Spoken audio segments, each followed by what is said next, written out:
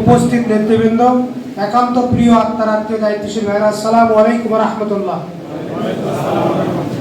প্রথমে মহান আল্লাহ তাআলার প্রতি প্রশংসা জ্ঞাপন করছি, যার অশেষ কৃপায় আজকে পবিত্র জুমার দিনে আমাদের বিভিন্ন ব্যস্ততাকে অপেক্ষা করে, বিভিন্ন কাজকে ফেলে রেখে গুরুত্বপূর্ণ একটা শিক্ষা বৈঠকে উপস্থিত হওয়ার জন্য যে আল্লাহ তৌফিক দান করলেন, সে আল্লাহর প্রতি অন্তরে অন্তঃস্থল থেকে প্রশংসা জ্ঞাপন করছি, আলহামদুলিল্লাহ।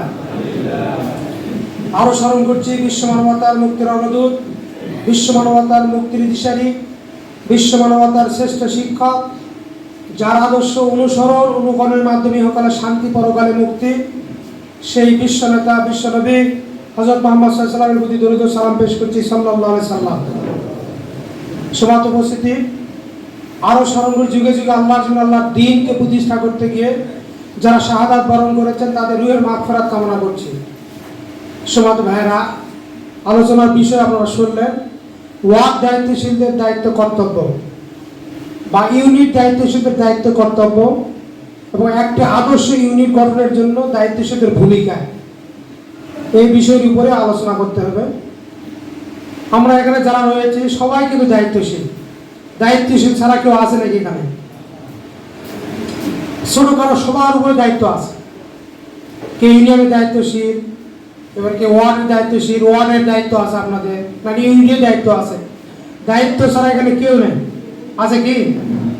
এমন কেউ আছেন যে আমার দায়িত্ব দেওয়া হয়নি, এমন কেউ আছেন? সবার দায়িত্ব দেওয়া হয়েছে, সবাই দায়িত্বশীল। আমরা দায়িত্বশীল কাকে বলা হয়? যিনি দায়িত্ব পালন করে তাকে দায়িত্বশীল বলা হয় নাকি? যে দায়িত্ব পালন করে তাকে দায়িত্বশীল বলা হয়? যিনি দায়িত্ব পালন করেন তাকে দায়িত্বশীল বলা হয়। কোরআন সুন্নাহ ভিত্তিক অর্পিত দায়িত্ব পালনে নিয়োজিত ব্যক্তিকে দায়িত্বশীল বলা হয়। সংগঠনের পক্ষ থেকে যে দায়িত্ব দেওয়া হয়েছে আমরা সবাই দায়িত্বশীল, আর এই দায়িত্বের যথাযথ হক আদায় করে দায়িত্ব পালন করতে হবে। দায়িত্ব পাওয়ার পরে যদি আমরা দায়িত্ব পালন না করি, দায়িত্বের প্রতি অবহেলা করি, তাহলে কিয়ামতের ময়দানে প্রত্যেক দায়িত্বশীলকে আষ্টে পৃষ্ঠে লোহার শিকল দিয়ে বেঁধে রাখা হবে এবং বলা হবে দায়িত্বের যথাযথ হক আদায় করেছে কিনা, এর জবাব দেও, তারপরে জান্নাতে চলে যাবে। দায়িত্ব পাওয়ার পরে যদি দায়িত্ব পালন না করি, আল্লাহর কাছে জবাব দিয়ে করা লাগবে কিনা? সমাজ ভাইরা, একজন দায়িত্বশীলকে 5টি গুণ অর্জন করতে হবে। আমরা এখানে যারা আছে, আমি সহ যারা এখানে আছে, সবাইকে 5টি গুণ অর্জন করা লাগবে। কয়টি গুণ? যারাই দায়িত্বশীল হবে তাদের 5টি গুণ অর্জন করতে হবে। 1 নম্বর হচ্ছে রহম দিলের অধিকারী হওয়া লাগবে। কি দিলের অধিকারী? রহম দিলের অধিকারী। মনটা নরম করতে হবে যারা দায়িত্বশীল হবে। দায়িত্বশীল যদি হট মেজাজি হয়, কর্কশ ভাষী হয়, সাধারণ মানুষের সাথে যদি খারাপ ব্যবহার করে, আচরণ যদি খারাপ হয়, ওই ব্যক্তি দায়িত্বশীল হতে পারে না। এই জন্য দায়িত্বশীলকে নরম দিলের অধিকারী হতে হবে। সাগরের মধ্যে যেমন বন্যা যদি হয়, বন্যা হলে নদী নালা খাল সব পানিগুলো ঘোলা হয় না? বন্যার পানিকে ঘোলা হয় কিনা? সব পানি নদী দিয়ে একদম সাগরে চলে যায়। সাগরের পানি যখন যারা কক্সবাজার গেছেন দেখেছেন, কক্সবাজার যাওয়ার পর দেখবেন যে সাগরের পানিকে ঘোলা, স্বচ্ছ পানি, উপর থেকে নিচে ঝিনুক দেখা যায়, বালু দেখা যায় কিনা? তার মানে কি? দায়িত্বশীল হতে হবে সাগরের মতো। সকল দুঃখ দুর্দশা অনেকেই বলবে আপনার কাছে আসেন, সব কিন্তু শোনার মানসিকতা থাকতে হবে, থাকে উত্তম একটা জবাব দিয়ে দিবে, এরকম মানসিকতা তৈরি করতে হবে দায়িত্বশীল। 2 নম্বর গুণ অর্জন করতে হবে দোষ ত্রুটি ক্ষমা করা। কি করা? ভুল ত্রুটি অনেকেই করবে, যাদের অধীনস্থ কর্মীরা থাকবে তারা ভুল ত্রুটি করবে, আর দায়িত্বশীলের উচিত হবে ভুল ত্রুটি ক্ষমা করে দেওয়ার মানসিকতা অর্জন করতে হবে। আল্লাহ রাসূল বলেছেন যে জাত আল্লাহু আবদান বিআফিন ইল্লা ইজ্জা, যে ব্যক্তি মানুষকে ক্ষমা করে দেয়, আল্লাহ রাব্বুল আলামিন তার সম্মান ইজ্জত অনেক অনেক গুণে বৃদ্ধি করে দেয়। এই ক্ষমা করা মানসিকতা অর্জন করতে হবে। আল্লাহ রাসূল আসরের নামাজ পড়ার পরে মসজিদে সাহাবাদের নিয়ে আলোচনা করতেছে। হঠাৎ করে একজন মসজিদে প্রবেশ করবে, ওই মুহূর্তে আল্লাহ রাসূল বললেন, ও সাহাবীরা, তোমরা কি জান্নাতি ব্যক্তিকে দেখতে চাও? সবাই ইয়া রাসূল, হ্যাঁ আমরা জান্নাতি ব্যক্তি দেখতে চাই। একটু পর যে মসজিদে প্রবেশ করবে সে ব্যক্তি জান্নাতি। দেখে যে একজন ব্যক্তি একজন সাহাবী মসজিদে প্রবেশ করলেন, পরের দিন একই দিনে একই ঘটনা যে এই মুহূর্তে একজন মসজিদে প্রবেশ করে সে জান্নাতি। এই ঘটনা আপনারা শুনেছেন। একই কথা যখন 3 দিন বললেন, একজন সাহাবী দাঁড়িয়ে বললেন যে তার কি আমল আছে, কি আমলের কারণে সে আল্লাহ তাকে জান্নাতি ঘোষণা করে, দুনিয়াতে জান্নাতের সার্টিফিকেট পাবেন। আল্লাহ রাসূল বললেন, তার বাড়িতে মেহমান হয়ে গেলেন। 3 দিন থাকার পর শর্টকাট বলতেছি, 3 দিন থাকার পর দেখলেন যে তার এমন কোনো কি আমল নাই, নামাজ কালাম পড়ে, কোরআন হাদিস সামান্য পড়ে।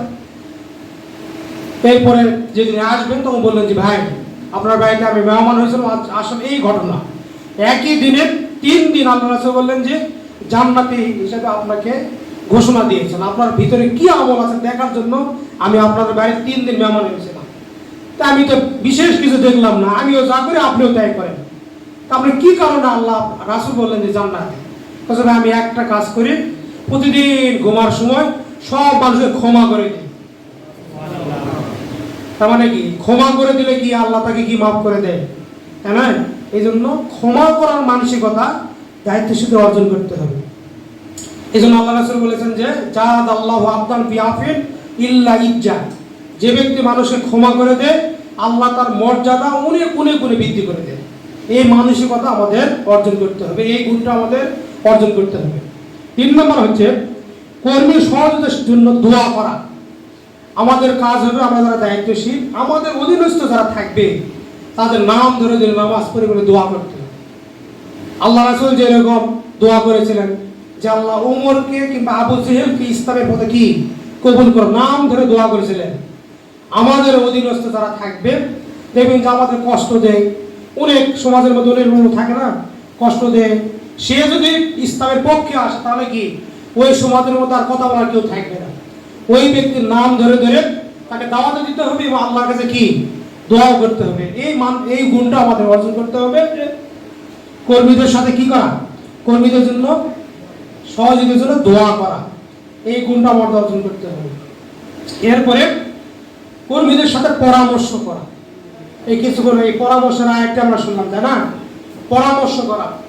আল্লাহ রাব্বুল আলামিন পবিত্র কোরআনের মধ্যে বলেছেন যে ওয়াফালুল খায়রা, না আল্লাহ রাসূল আল্লাহ রাব্বুল আলামিন বলেছেন যে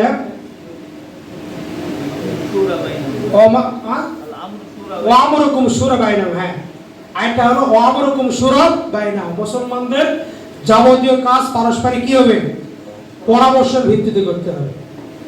পরামর্শ ভিত্তিক কাজ করলে ওই কাজে কেউ লজ্জিত হবে না। পরামর্শ ভিত্তিক যদি কোনো ব্যক্তি কাজ করে, যদি কাজটা কি খারাপও হয়ে গেল, রেজাল্ট খারাপ হলো, কিন্তু সে লজ্জিত হবে না। সবার পরামর্শ ভিত্তিতে কি ওই কাজটা করা হয়েছে। এই জন্য দায়িত্বশীল যিনি হবেন তিনি হচ্ছে পরামর্শ ভিত্তিতে কাজ করবেন। এই গুণটা আমাদের অর্জন করতে হবে, পরামর্শ ভিত্তিতে কাজ আমাদের করতে হবে। 5 নম্বর হচ্ছে আল্লাহর উপর ভরসা করে সিদ্ধান্ত অটল থাকা। 5 নম্বর গুণ দায়িত্বশীলদের যে আল্লাহর উপর ভরসা করে সিদ্ধান্তে অটল থাকা। যে সিদ্ধান্ত গ্রহণ করবেন আপনি আল্লাহর উপর ভরসা করে সেই সিদ্ধান্ত কি করা, অটল থাকতে হবে। এই গুণটা আমাদের অর্জন করতে হবে। আল্লাহ রাব্বুল আলামিন পবিত্র কোরআনের মধ্যে বলেছেন যে ওয়ালাল্লাহি ফাতাওয়াক্কালিল মুমিনিন, কাজে প্রকৃত মুমিন যারা তারা একমাত্র আল্লাহর উপর ভরসা করবে। কার উপর ভরসা করবে? তাহলে 5টা গুণ যারা দায়িত্বশীল হবে, 5টি গুণ। 1 নম্বর কি, রহম দিল হওয়া। 2 নম্বর দোস্তুটি ক্ষমা করা। 3 নম্বর কি, কর্মী ও সহযোগীদের জন্য দোয়া করার মানসিকতা অর্জন করতে হবে। এবার কর্মীদের সাথে পরামর্শ করা এবং আল্লাহর উপর ভরসা করে সিদ্ধান্তে অটল থাকা। অনেক বড় আলোচনা, শেষ করার জন্য দ্রুত শেষ করতে হবে। সমাধান হয়। এরপরে ওয়ার্ড দায়িত্বের দায়িত্ব কর্তব্য। আমরা সবাই কিন্তু ওয়ার্ডের অধীনে কাজ করি, তাই না? এখানে কিন্তু ওয়ার্ডের দায়িত্বশীল আছেন, সভাপতি, সেক্রেটারি, বাইতুল মাল সেক্রেটারি বা অন্যান্য দায়িত্বশীল আপনারা আছেন। এরপরে ইউনিট সভাপতি আছেন না, ইউনিট সভাপতি আছে, ইউনিট সেক্রেটারি আছে, বিভিন্ন দায়িত্বশীল আপনারা আছেন। বিশেষ করে সভাপতি যারা হবেন তাদেরকে 6টা দায়িত্ব পালন করতে হবে। সভাপতি মানে ওয়ার্ড সভাপতি হোক, ইউনিট সভাপতি হোক, যারা সভাপতি, সবার যিনি ইউনিটের যিনি প্রধান ওয়ার্ডের যিনি প্রধান তাকে 6টা দায়িত্ব পালন করতে হবে। আমাদের সবাইকে যারা সভাপতি তাদের 6টা দায়িত্ব পালন করতে হবে। 1 নম্বর হচ্ছে পরিকল্পনা গ্রহণ করা। 1 নম্বর কি? যারা সভাপতি তারাই পরিকল্পনা গ্রহণ করবে। এটা হচ্ছে ইউনিয়ন সভাপতি যদি হয়, ওয়ার্ড সভাপতি যদি হয়, ইউনিয়ন সভাপতি হয়, যারা সভাপতি কিংবা কোনো বিভাগের সভাপতি, যুব বিভাগের সভাপতি, ওলামা বিভাগের সভাপতি, এবার শ্রমিক কল্যাণ বিভাগের সভাপতি, এবার পেশাজীবী বিভাগের সভাপতি, যারা সভাপতি কয়জন আছেন যারা ইউনিয়ন সভাপতি হোক, ওয়ার্ড সভাপতি, তারা কি একটু হাত তোলা থেকে যারা সভাপতি? মাশাআল্লাহ অনেকগুলো আমরা হাত দেখতেছি, অনেকেই সভাপতি আছেন। জি আলহামদুলিল্লাহ। তাহলে আপনাদের দায়িত্ব হলো 6টা কাজ করতে হবে। আপনার সভাপতি হিসেবে 6টা দায়িত্ব পালন করতে হবে। 1 নম্বর হচ্ছে পরিকল্পনা গ্রহণ করা। এই পরিকল্পনা কিন্তু সেক্রেটারি বা অন্য কোনো দায়িত্বশীল বা ইউনিয়ন দায়িত্বশীল যে আপনাকে পরিকল্পনা করে দেবে না। সভাপতি যার তার মাথায় চিন্তা করতে হবে, পরিকল্পনা নিতে হবে। সাংগঠনিক পরিকল্পনা আপনাকেই নিতে হবে, আপনার মাথা দিয়ে এটা থাকতে হবে। পরিকল্পনাবিহীন জীবন মাঝিবিহীন নৌকার সমতুল্য। নৌকা আছে সাগরের মধ্যে কিন্তু মাঝি নাই, ওই নৌকাটা কি গন্তব্যস্থলে পৌঁছতে পারবে? এক সময় কি সাগরের বিলীন হয়ে যাবে। আর নৌকা আছে মাঝি যদি থাকে, যতই ঝড় হোক না কেন, এক সময় দুলতে দুলতে এক সময় কিনারায় পৌঁছে যাবে। ঠিক মাঝি পরিকল্পনাবিহীন জীবন মাঝিবিহীন নৌকার সমতুল্য তুলনা করা যায়। এই জন্য পরিকল্পনা নিতে হবে। যারা সভাপতি তারাই পরিকল্পনা নেবেন।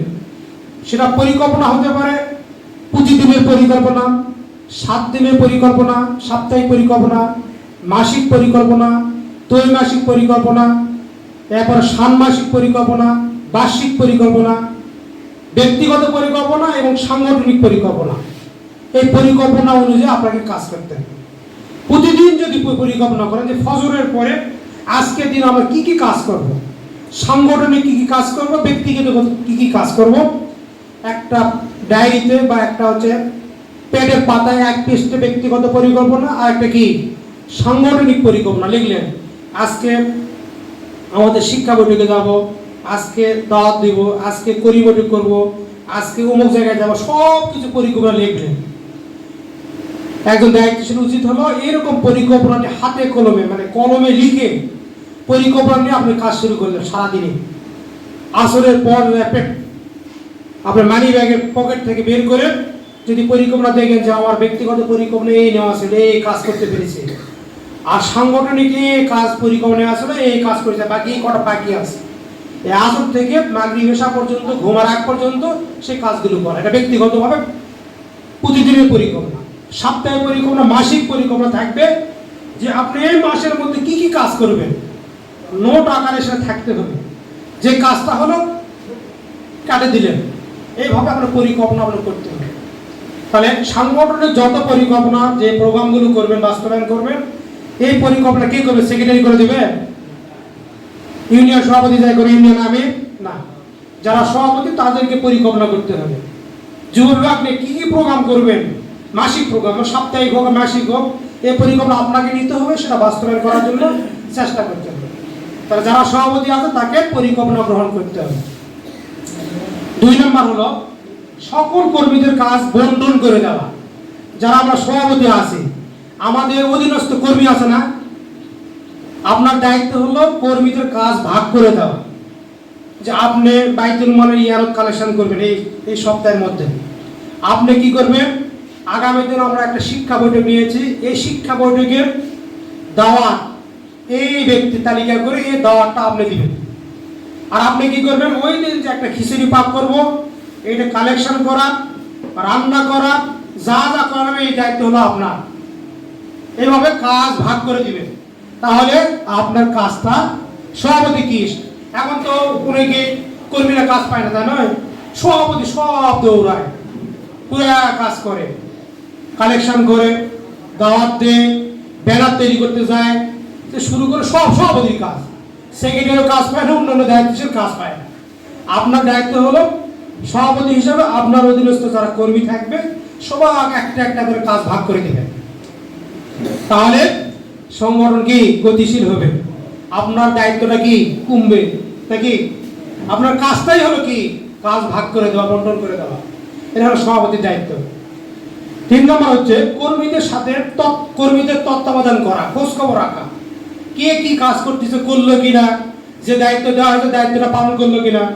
একটা ফোন দিয়ে খোঁজ নেই, ভাই আপনি এই দায়িত্ব দিয়েছেন করেছেন কি না, ভাই সময় পাই না, আমার মেয়ে তো অসুস্থ, ঠিক আছে কালকে সকালবেলা করবো, আচ্ছা ঠিক আছে আগামীকালকে কিন্তু করতে হবে ভাই।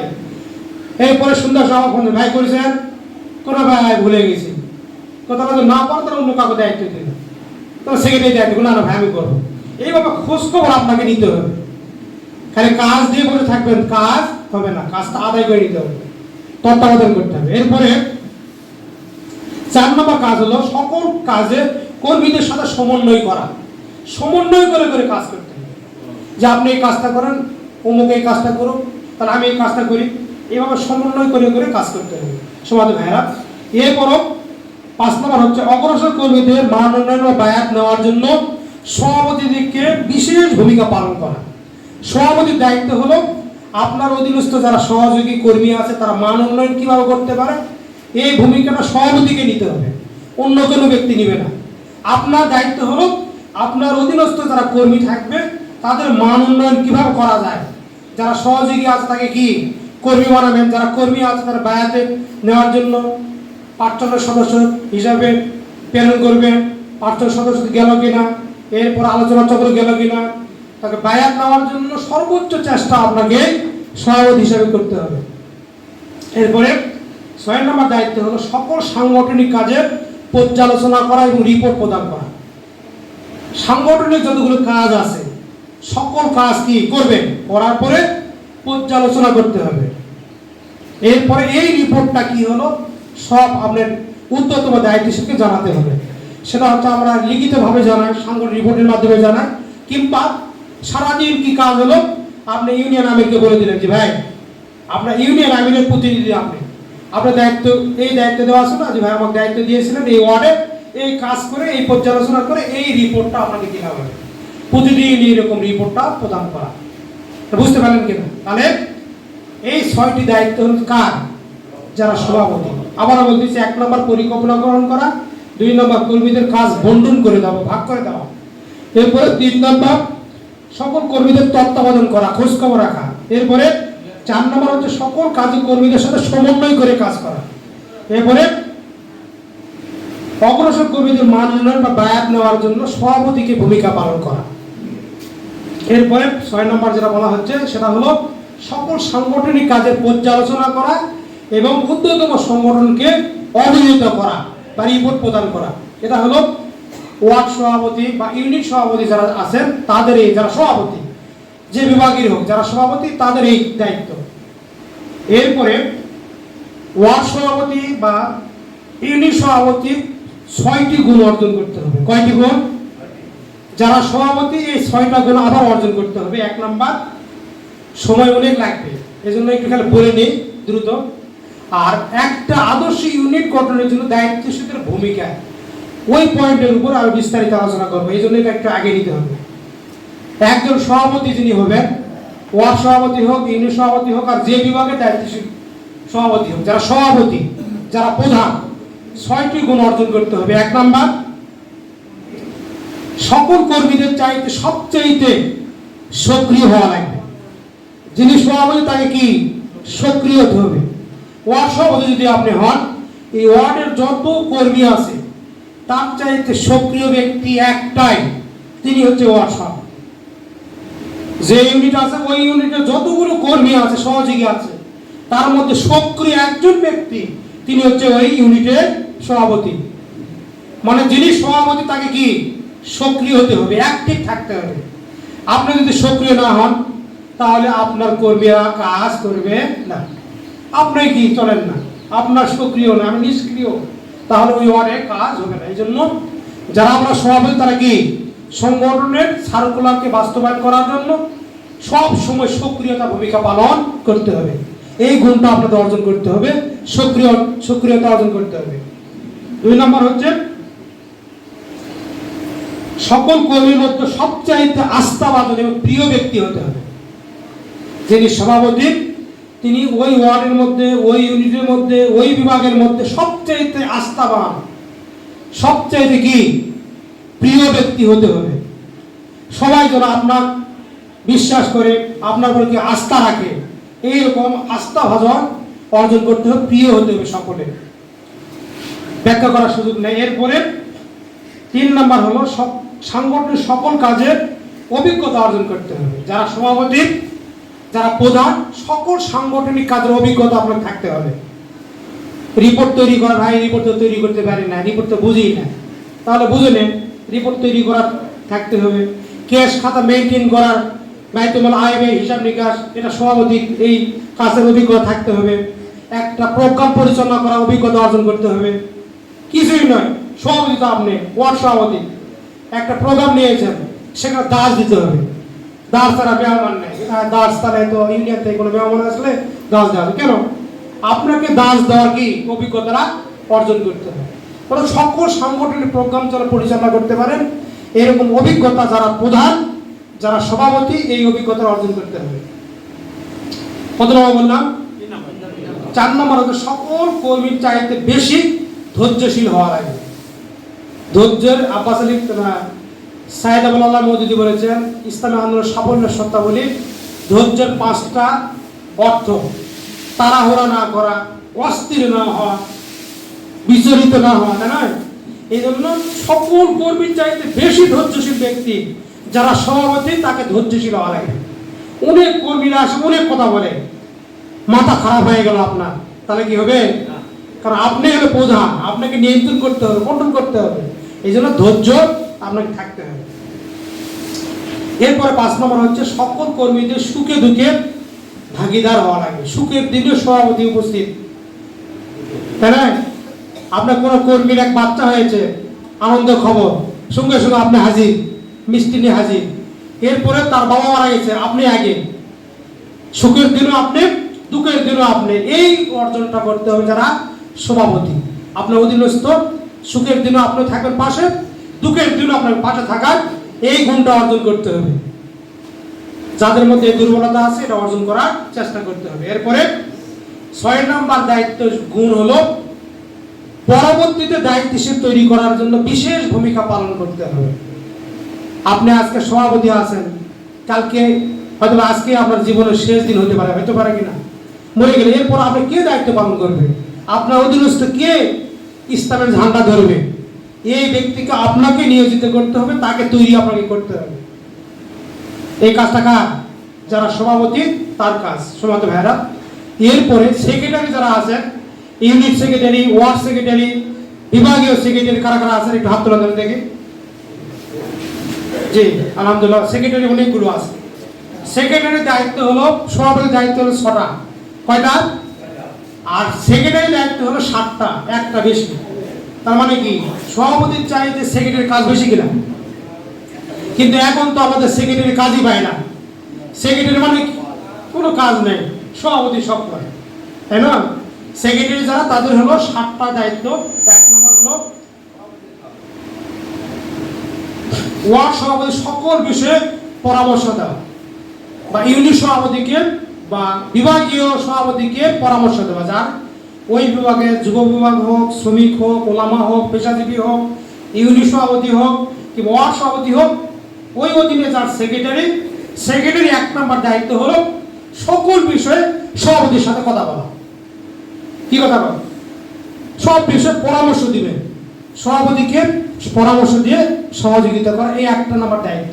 সব সময়, দিনে হোক, রাতে হোক, ফোনে হোক, সাক্ষাৎ হোক, শুধু পরামর্শ দেওয়া। সিদ্ধান্ত নেবে কে? সেক্রেটারি। মানে যে কোনো বিষয়ে সিদ্ধান্ত নেবে কি? সভাপতি না সেক্রেটারি? সভাপতি। কিন্তু পরামর্শ দেবে কে? পরামর্শ দেওয়ার পর সভাপতি আপনার পরামর্শ গ্রহণ না করে সিদ্ধান্ত গ্রহণ করলো, মন খারাপ করা যাবে না। কিন্তু সেই দায়িত্ব, সভাপতির দায়িত্বই দেওয়া হয়, সে সিদ্ধান্ত নেবে। কিন্তু আপনি পরামর্শ দেওয়ার পর আপনার কথা শুনলো না, সভাপতি সিদ্ধান্ত গ্রহণ করলো, তাহলে মন খারাপ করা যাবে না। তার অধীনস্থ যতক্ষণ সভাপতি সন্তুষ্ট, ততক্ষণ পর্যন্ত আপনি সেক্রেটারি থাকতে পারবেন সংগঠনের ভাষা অনুযায়ী। সভাপতি আপনার বড় মন খারাপ, তাহলে কি আপনার দায়িত্ব পালন করা অযোগ্য আপনি। অর্থাৎ সভাপতির আস্থাবাদন হতে হবে, সবসময় পরামর্শ দিতে হবে। তবে পরামর্শের ক্ষেত্রে ভালো পরামর্শ দিবেন। তোমার সভাপতির উচিত হবে সেক্রেটারি পরামর্শটা কি গ্রহণ করা। এরপরে যদি মনে করেন যে গ্রহণ করার মানে মতো নয়, তারা গ্রহণ করবেন না। তবে সেক্রেটারি দায়িত্ব হলো শুধু পরামর্শ দেওয়া। 2 নম্বর হলো ওয়ার্ড সভাপতি সকল কাজে পরামর্শ করে। 1 নম্বর না পরামর্শ না। 2 নম্বর হচ্ছে ওয়ার্ড সভাপতি ইউনিয়ন সভাপতিকে সকল বিষয়ে সকল নির্দেশ পালন করা। সভাপতি যে নির্দেশনা দিবেন সেক্রেটারিকে, যে নির্দেশ দেন, ইসলাম বহির্ভূত কোনো নির্দেশ যদি না আসে, সেই নির্দেশ কি করা পালন করা। এটা কিন্তু নির্দেশ মানে কি, এটাকে আনুগত্যের একটা বিষয়, তাই নয়? আনুগত্যহীনতার পরিণাম কটা? 5টা পরিমাণ। অর্থাৎ সভাপতির নির্দেশ দেওয়ার পরে কোনো সেক্রেটারি বা তার অধীনস্থ কোনো ব্যক্তি যদি সভাপতির নির্দেশকে ভাইলেশন করে, পালন না করে, সঙ্গে সঙ্গে তার 5টা গুনাহ হবে।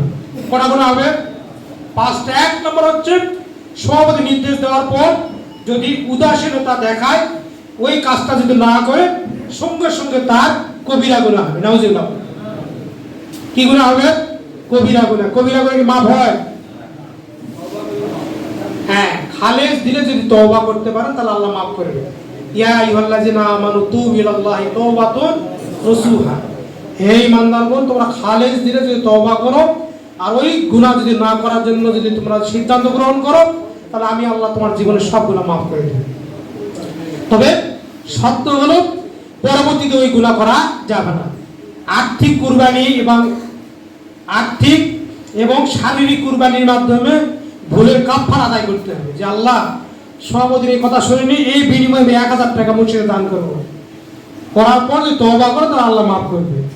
তাহলে এটা আনুগত্য। এই জন্য আনুগত্যহীনতার পরিণাম 5টা। 1 নম্বর হচ্ছে কবিরা গুনাহ। 2 নম্বর কি?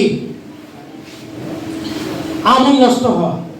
সভাপতি কোনো নির্দেশ দিল কিন্তু সেক্রেটারি সেটা উদাসীন পালন করলো না, সঙ্গে সঙ্গে 2 নম্বর হলো আমল নষ্ট হয়ে যাবে। আল্লাহ মাওলানা হোসেন সাইদি বলেছেন যে আবুধাবিতে একটা বিল্ডিং তৈরি করতে হাজার হাজার লক্ষ লক্ষ কোটি কোটি বিলিয়ন ডলার দিয়ে আবুধাবি 115 তলা তৈরি করা হয়েছে। হাজার হাজার শ্রমিক কাজ করেছে, লক্ষ লক্ষ কোটি কোটি বিলিয়ন ডলার খরচ হয়েছে। ওই বিল্ডিংকে ধ্বংস করে একটা ডিনামাইট, একটা বোমায় যথেষ্ট। 10,000 টাকা বা 5,000 টাকা একটা বোমা ওখানে রাখলেন, দূর থেকে যদি রিমোট কন্ট্রোল দিয়ে সুইচ দেওয়ার সঙ্গে সঙ্গে মুহূর্তের মধ্যে বিল্ডিং ধসে যাবে। আপনার সারা জীবন আমল করলেন, কিন্তু সংগঠনের পক্ষ থেকে, সভাপতির পক্ষ থেকে, দায়িত্বশীলের পক্ষ থেকে যে নির্দেশ যাবে সেই নির্দেশ ভাইলেশন করলেন, সঙ্গে সঙ্গে আলা তুবতুল আমালাকুম, তার জীবনের সব গুনাহ কি সব কি বরবাদ হয়ে যাবে। 3 নম্বর হচ্ছে আল্লাহ হেদায়েত থেকে বঞ্চিত করবেন। যারা দায়িত্ব পালন করবেন না, সংগঠনের সার্কুলার নির্দেশ পালন করবেন না, সংগঠনের পক্ষ থেকে যে নির্দেশ যাবে যদি এটা কেউ অবজ্ঞা করে, সঙ্গে সঙ্গে 3 নম্বর হচ্ছে হেদায়েত থেকে আল্লাহ বঞ্চিত করে দেবে। যে হেদায়েতের পথে আল্লাহ আমাদের নিয়ে আসছেন, সেখান থেকে আল্লাহ ডাইভার্ট করে জাহান্নামের দিকে ধাবিত করবে। 4 নম্বর হচ্ছে সংগঠনের ভিতরে বিশৃঙ্খলা সৃষ্টি হবে। সভাপতি যদি দায়িত্ব দেয়, সেক্রেটারি যদি সেনাদের নির্দেশ পালন না করে, তাহলে কি সংগঠনের ভিতরে কিছু শৃঙ্খলা থাকবে? শৃঙ্খলা কি ভায়োলেশন হয়ে যাবে, সংগঠনের ভিতরে বিশৃঙ্খলা সৃষ্টি হবে। আর 5 নম্বর হচ্ছে আল্লাহ রাসূল বলেছেন, ইয়াকুলু মান খরাজা মিনাত তাআতি ফারাকাল জামাতি ফামাতা মাইতাতান জাহিলিয়া। যে ব্যক্তি নেতার আনুগত্যকে অস্বীকার করলো, সভাপতির আনুগত্যকে অস্বীকার করলো, আর এই অবস্থায় যদি মৃত্যুবরণ করে, তার মৃত্যু হচ্ছে জাহিলিয়াতে মৃত্যু। নাউজুবিল্লাহ। এই জন্য দায়িত্ব অবহেলা করা যাবে না। শোনাতে ভাইরা, সময় কত এখন? বলা সময় তো বেশি নেই। কত নম্বর বললাম? হ্যাঁ, 2 নম্বর নির্দেশ পালন। হ্যাঁ, 3 নম্বর হচ্ছে সকল সাংগঠনিক প্রোগ্রাম বাস্তবায়নের জন্য কার্যকরী পদক্ষেপ গ্রহণ করা। সেক্রেটারি দায়িত্ব হলো আজকে ইউনিয়নের যে শিক্ষা বৈঠক, এর সভাপতির চাইতে, ইউনিয়ন আমিরের চাইতে এখানে সবচেয়ে বেশি ভূমিকা পালন করবে হলো সেক্রেটারি। টেস্টটা হলো কিনা, ডেকোটা ঠিক হলো কিনা, ব্যানার তৈরি হলো কিনা, মেহমানদের খাবার ঠিক হলো কিনা, খাবার কি অবস্থা হচ্ছে, সব মাথা থাকবে সেক্রেটারি। সভাপতি শুধু বসে থাকবে আর সব কাজ করে সেক্রেটারি। আমরা কি করি, সভাপতি সব করে, সেক্রেটারি শুধু বসে থাকে। এই কাজটা করলে হবে না। সেক্রেটারি সবচেয়ে গুরুত্বপূর্ণ ভূমিকা পালন করতে হবে সকল প্রোগ্রামে। সাংগঠনিক সকল প্রোগ্রাম বাস্তবায়নের জন্য সেক্রেটারি পদক্ষেপ গ্রহণ করবে। 4 নম্বর হচ্ছে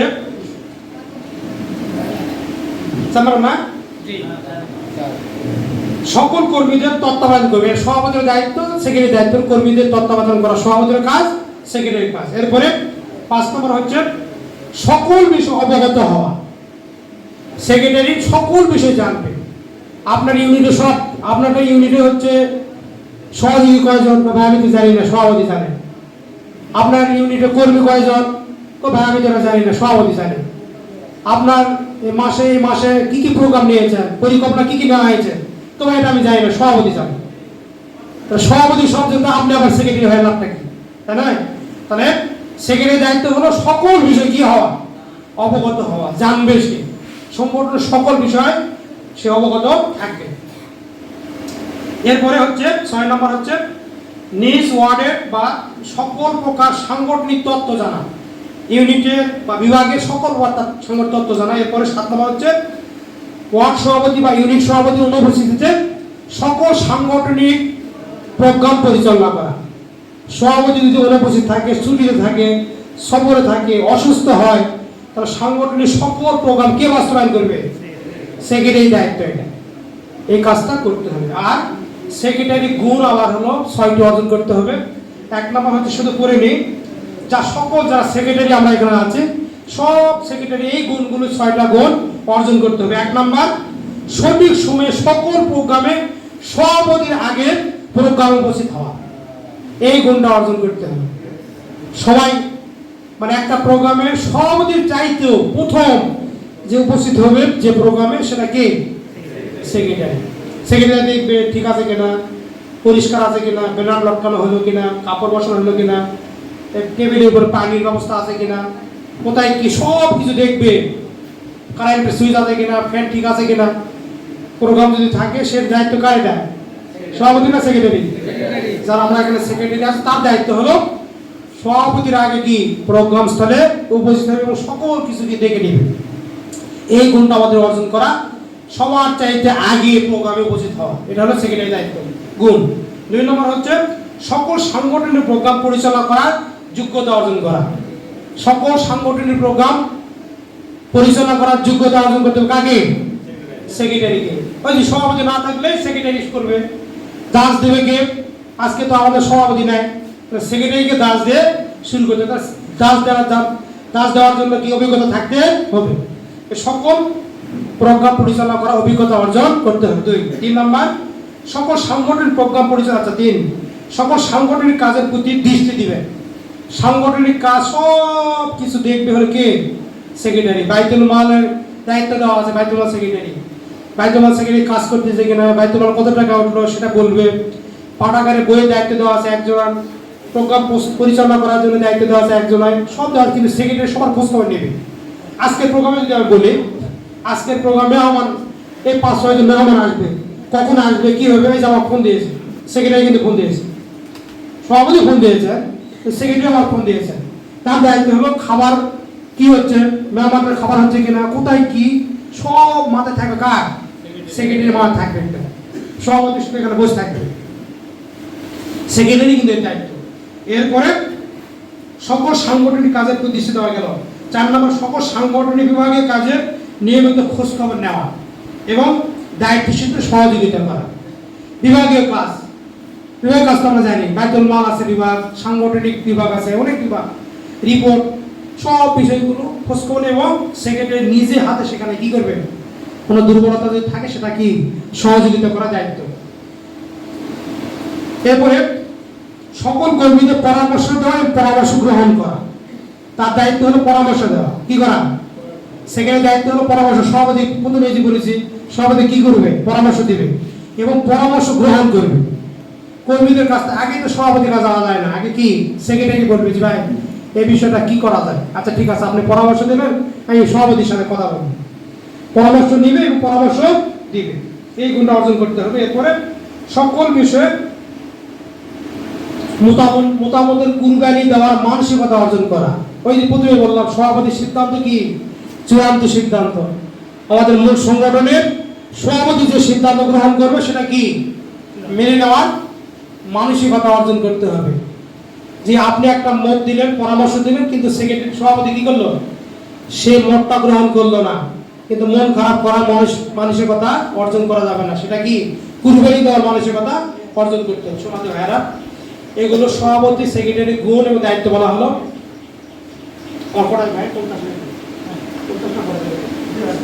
যার 10 মিনিট, এই 10 মিনিটে আমাদের মূল যে আজকের বিষয় একটা আদর্শ ইউনিট গঠনের দায়িত্বশীলের ভূমিকা। এখন আপনাদের সবাই মনোযোগী হওয়া লাগে। 10টা মিনিট সমাজে ভাইরা, আমরা মূলত সবাই এখানে দায়িত্বশীল, আর আমাদের দায়িত্ব দেওয়া হয়তো সংগঠনের কারণে, ঠিক কিনা?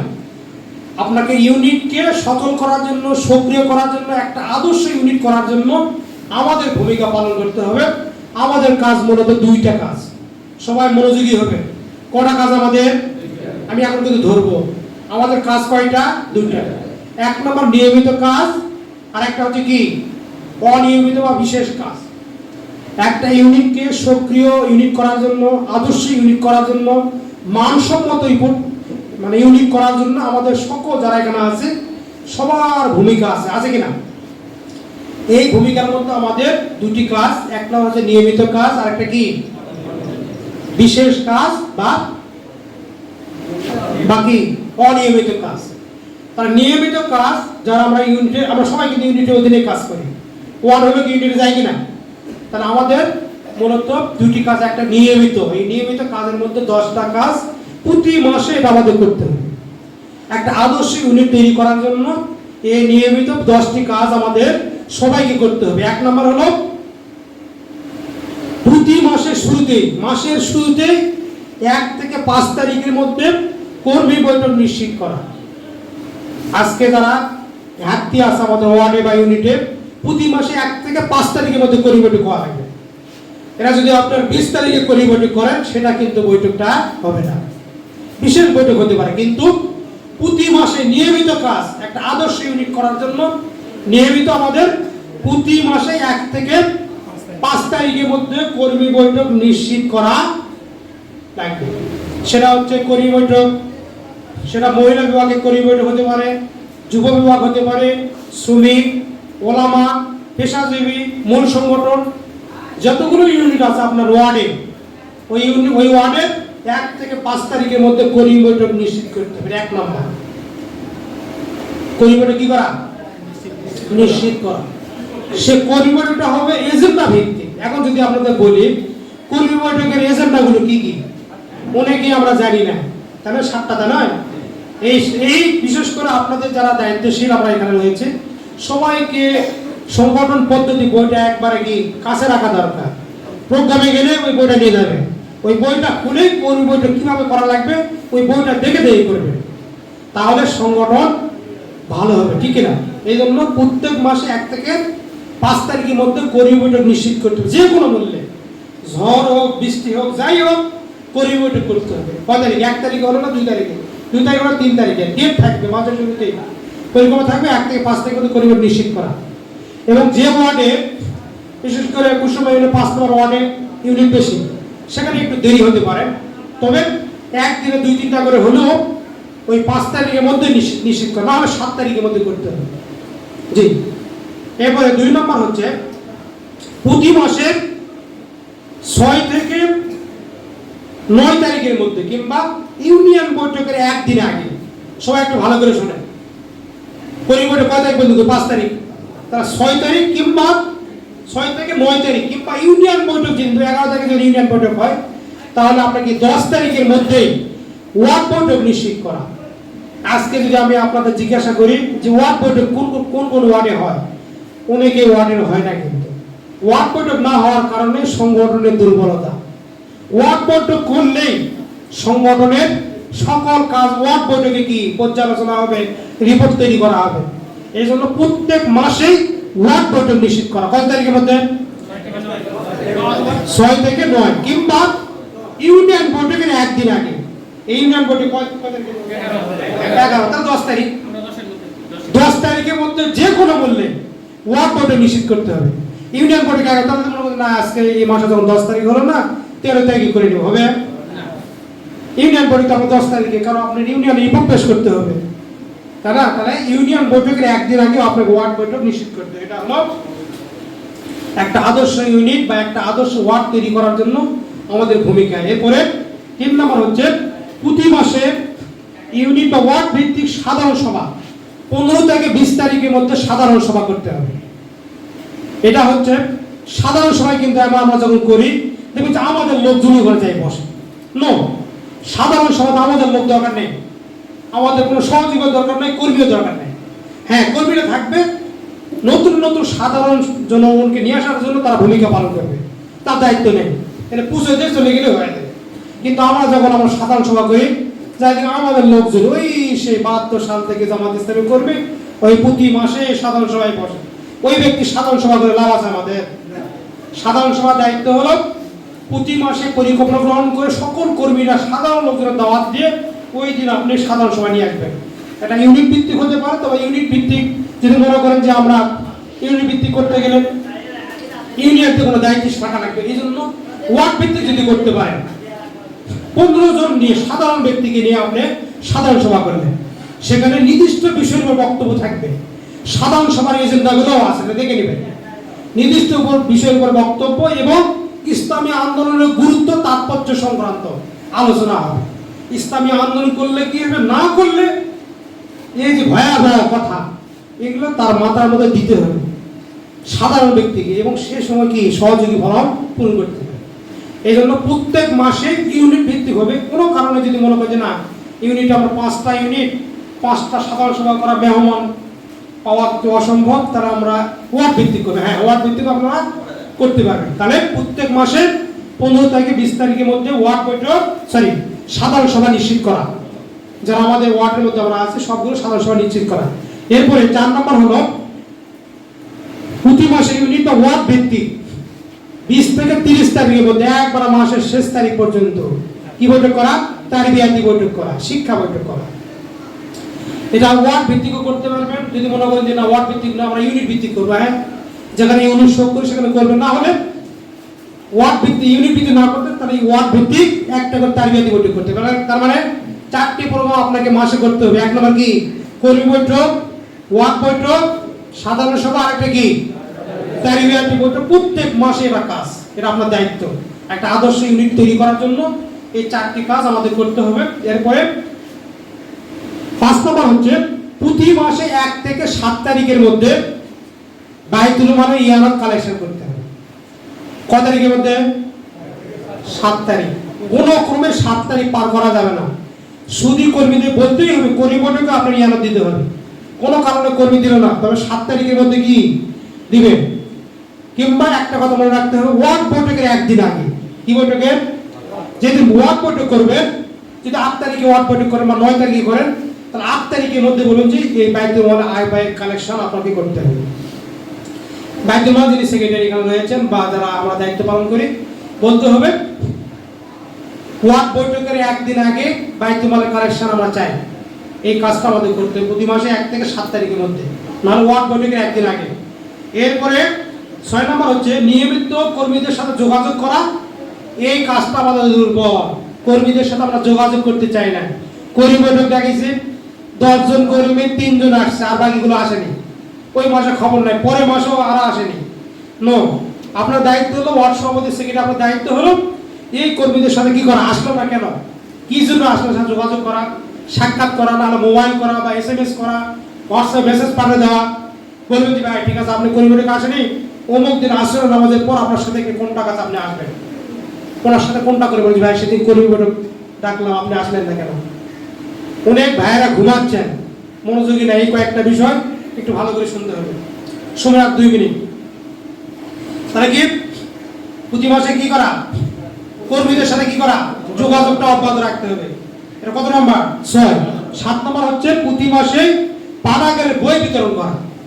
প্রতি মাসে পাঠাগারের দায়িত্বশীল কিংবা ওয়ার্ড বৈঠক যেদিন করবেন, ইউনিট বৈঠক যেদিন করবেন, সাধারণ সভা যেদিন করবেন, নির্দিষ্ট একটা ওয়ার্ড ভিত্তিক একটা জায়গায় করবেন। কোনো মসজিদে হোক, কোনো বাড়িতে হোক, ওই বাড়িতে বা মসজিদে বই থাকবে, আমাদের আলমারি থাকবে, বই থাকবে।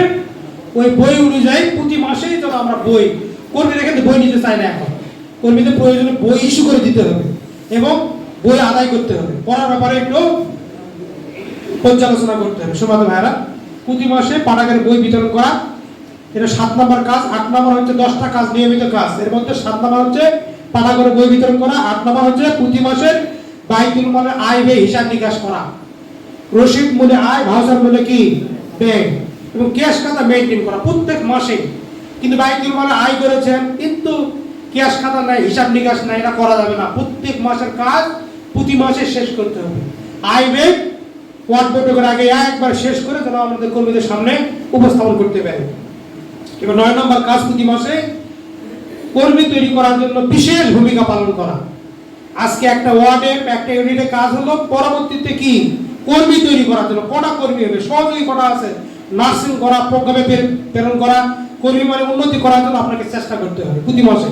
এরপর 10 নম্বর হচ্ছে ঊর্ধ্বতম সংগঠনের যে নির্দেশনা বা যে সার্কুলার আসবে সেটা বাস্তবায়ন করা এবং রিপোর্ট প্রদান করা। কি করা? ঊর্ধ্বতম সংগঠনের সার্কুলার সেটা কি বাস্তবায়ন করতে প্রত্যেক মাসে। এই যেমন এই মাসে আমরা সার্কুলার আছে, সেটা হচ্ছে 11 তারিখ থেকে কত তারিখ পর্যন্ত, আজকে পর্যন্ত আমাদের সার্কুলার ছিল দাওয়াতি অভিযান, প্রত্যেকটা গ্রুপে গ্রুপে সকাল সন্ধ্যা বের হয়, জানেন সার্কুলার ছিল না?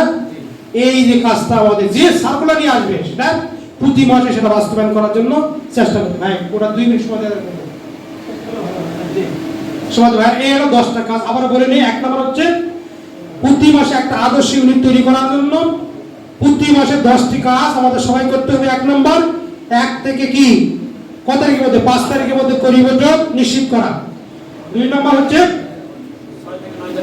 6 থেকে 9 তারিখের মধ্যে ওয়ার্ড বৈঠক নিশ্চিত করা প্রত্যেক মাসে। এরপরে 15 থেকে 20 তারিখের মধ্যে প্রতি মাসে সাধারণ সভা করা, ইউনিটের উদ্যোগে কিংবা ওয়ার্ড ভিত্তিক। এরপরে 20 থেকে মাসের শেষ তারিখ পর্যন্ত কি করা, তারিখাতি বৈঠক করা, শিক্ষা বৈঠক করা। এরপরে 1 থেকে 7 তারিখের মধ্যে বাইতুল মালের আয় ব্যয় হিসাব নিকাশ করা বা কালেকশন করা। এরপরে কর্মীদের সাথে কি করা, যোগাযোগ অব্যাহত রাখা। 7 নম্বর হচ্ছে পাঠাগারে বই বিতরণ করা নিয়মিত। এবার 8 নম্বর হচ্ছে বাইতুল মাল আয় ব্যয় প্রতি মাসে কি হিসাব নিকাশ শেষ করা। এরপরে প্রতি মাসে কর্মী তৈরি করার জন্য বিশেষ ভূমিকা, বিশেষ উদ্যোগ গ্রহণ করা। এরপরে ঊর্ধ্বতম সংগঠনের যে নির্দেশনা আসবে সেটা কি বাস্তবায়ন করা। সম্মানিত ভাইরা, সময় যেহেতু শেষ হয়েছে, আর অনিয়মিত কাজ হলো আমাদের 16টা। এর মধ্যে এখানে একটু বলে নিই, 1 নম্বর হচ্ছে ইফতার মাহফিল করা। এখন কি ইফতার মাহফিল, যখন যে সময় আসবে সে সময় ইফতার মাহফিল করলেন, প্রতি মাসে ইফতার মাহফিল করা। এরপরে হচ্ছে বিভিন্ন দিবস পালন করা। এরপরে আছে চা চক্র করা, বনভোজন করা, হ্যাঁ, সামষ্টিক খাওয়ার আয়োজন করা। এটা কি প্রতি মাসে হয়? অনিয়মিত কাজ। এরপরে হচ্ছে তাফসীর মাহফিলের ব্যবস্থা করা। এই জন্য আমাদের এই বিশেষ করে এই কাজটা আমাদের করা দরকার। সেটা হচ্ছে প্রতি মাসেই না যদি করতে 2 মাস পর, 3 মাস পর বা 6 মাস পর, 1 বছর পর প্রত্যেকটা ওয়ার্ডে মসজিদ ভিত্তিক, মসজিদে ফেয়ার আছে, মাইক আছে, সব আছে, দাওয়াতের দিনে সব এলাকার মহল্লা সব সবাই চলে আসবে, সাংগঠনিক বক্তা নিয়ে বক্তব্য, টাকাও দেওয়া রাখবে, শুধু যাতায়াত খরচটা দিলেও আপনি তাফসীর মাহফিল হলো, সেখানে ইসলামী আন্দোলনের গুরুত্ব তাৎপর্য সংক্রান্ত বক্তব্য দিলে ওই এলাকার লোক সবাই ইসলামী আন্দোলনে কি দাওয়াত পাবে, তারা আসবে। এরকম ছোট ছোট করে তাফসীর মাহফিলের ব্যবস্থা করা, জাকাত আদায় করা, পত্রিকা বিতরণ করা, এইভাবে অনিয়মিত যেগুলো কাজ, এই কাজগুলো আমাদের করা। সমাজে ভাইরা, আল্লাহ যেন আমাদের সবাইকে আমাদের উপর যে অর্পিত দায়িত্ব, দায়িত্বের যথাযথ হক আদায় করে আমরা যেন সংগঠনকে মজবুত করার জন্য, আমাদের ওয়ার্ডটাকে, ইউনিটটাকে গতিশীল করার জন্য এবং আদর্শ ইউনিট তৈরি করার জন্য আমরা যেন দায়িত্বশীল পদক্ষেপ নিয়ে কাজ করতে পারি। উদাত্ত আহ্বান রেখে সকলের সুস্বাস্থ্য দীর্ঘায়ু কামনা করে আমার সংক্ষিপ্ত আলোচনা এখানে শেষ করছি। আসসালামু আলাইকুম। আলহামদুলিল্লাহ, অসংখ্য ধন্যবাদ, মোবারকবাদ জানাচ্ছি আমাদের সমাজের দায়িত্বশীল ভাইকে। অত্যন্ত গুরুত্বপূর্ণ নসিহা পেশ করেছেন। এগুলো যদি আমরা নোট করতে পারি, বাস্তব ময়দানে এগুলোর আমরা প্রতিফলন ঘটাতে পারবো। এই সময় ভাইরা আমাদের